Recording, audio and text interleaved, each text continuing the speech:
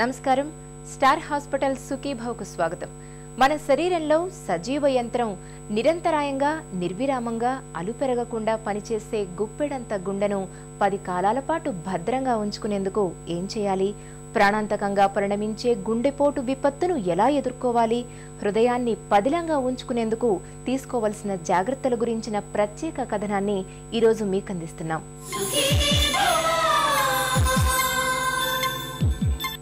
మన హృదయం మహాసున్నితం. ఏడాదికి దాదాపు 3,50,00,000 సార్లు లబ్డబ్మని స్పందిస్తూ శరీరంలోని అణువణువుకు అలుపెరగకుండా రక్తాన్ని సరఫరా చేసే మన గుప్పెడంత గుండెకు నేడు పెను సవాళ్లు ఎదురవుతున్నాయి. గాడి తప్పిన ఆహారపు అలవాట్లకు తోడు పొగ, మద్యం వంటి చెడు అలవాట్లు, అధిక బరువు, స్థూలకాయం, శరీరానికి తగినంత శ్రమను కల్పించకపోవడం ఇవన్నీ పిడుకడు గుండెలో పెను తుఫాన్ను తెచ్చిపెడుతున్నాయి. అంతిమంగా గుండెపోటు రూపంలో మన ప్రాణానికే పెనుముప్పును తెచ్చిపెడుతున్నాయి. ఈ నేపథ్యంలో మన గుండెను 10 కాలాల పాటు భద్రంగా ఉంచుకునేందుకు ఏం చేయాలో, ఎలాంటి జాగ్రత్తలు తీసుకోవాలో తెలియజేసే ప్రత్యేక కథనాన్ని ఇప్పుడు చూద్దాం.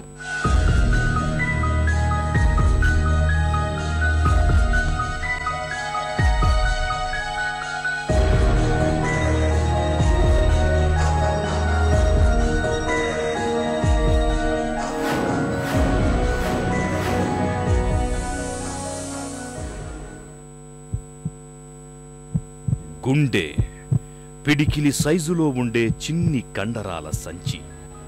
కాని ఇది గట్టి పిండం. తల్లి గర్భంలో ఉన్నప్పుడే మొదలుపెట్టి చివరి శ్వాస వరకు లబ్ డబ్మని స్పందిస్తూ శరీరంలోని అణువణువుకు రక్తం ద్వారా ప్రాణవాయువుని, శక్తిని సరఫరా చేసే అతి కీలకమైన అవయవం. ఇంతటి కీలక పనుల్ని నిర్వహించే గుండెకు మనం మన శరీరంలో ఎంతమాత్రం భరోసా కల్పిస్తున్నాం? నిజం చెప్పాలంటే మన గుండెది అత్యంత అనిశ్చిత పరిస్థితి. ఎప్పుడు ఏ విధంగా గుండెపై పిడుగులు పడుతుంటాయో చెప్పడం కష్టసాధ్యంగా మారుతోంది. ప్రపంచంలో అందరికంటే భారతదేశంలో ఎక్కువగా గుండె జబ్బులు ఉన్నాయి. ఈ గుండె జబ్బులకి ఎన్నో రకాల కారణాలున్నాయి. అంతేకాకుండా గుండె జబ్బు తక్కువ వయసులోనే యాక్చువల్లీ మొదలవుతుంది. కానీ అది బయటకు వచ్చేటప్పటికి దాదాపు 40-50 సంవత్సరాల వయసు వస్తుంది. అయితే సిటీస్లో చాలా హాస్పిటల్స్లో ఎక్కువగా మనం రోజు వింటూ ఉంటాం, బైపాస్ ఆపరేషన్లు అయినాయి. అదేవిధంగా యాంజియోప్లాస్టీస్, దీన్నే మనం స్టెంట్ ఆపరేషన్ అంటాం, బెలూన్ ఆపరేషన్ అంటాం. ఇవన్నీ ప్రొసీజర్స్ అన్నీ కూడా వందల్లో వేలల్లో అవుతున్నాయి. అయితే ఈ ప్రతి ప్రొసీజర్ కూడా మనం చాలా ఎక్కువ మోతాదులో డబ్బును కూడా ఖర్చు పెడతాం. ఛాతీ నొప్పి, పిడికెడు గుండెలో పెను తుపాను. భారతీయుల గుండె మొదటి నుండి కూడా అత్యంత అభద్రతకు చిరునామా అని వైద్య సర్వేలు చెబుతున్నాయి. ప్రపంచంలో గుండె జబ్బుల కేసులు భారతీయుల్లోనే ఎక్కువ. నిజానికి గుండెకొచ్చి పడే చిక్కులన్నీ రక్తనాళాల్లో ఏర్పడే బ్లాకుల వల్లే.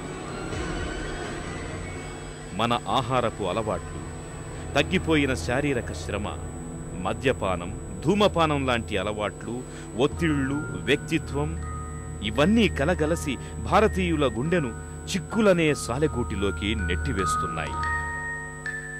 గుండె జబ్బు అంటే ఏంది?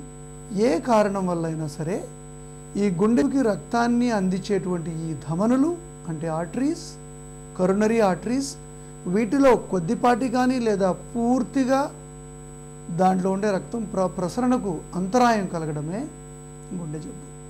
మామూలుగా శాస్త్రజ్ఞులు దీన్ని ఎలా పేర్కొంటారంటే 12 నుంచి 14 సంవత్సరాల వయసులోనే ఈ జబ్బు మొదలవుతుంది.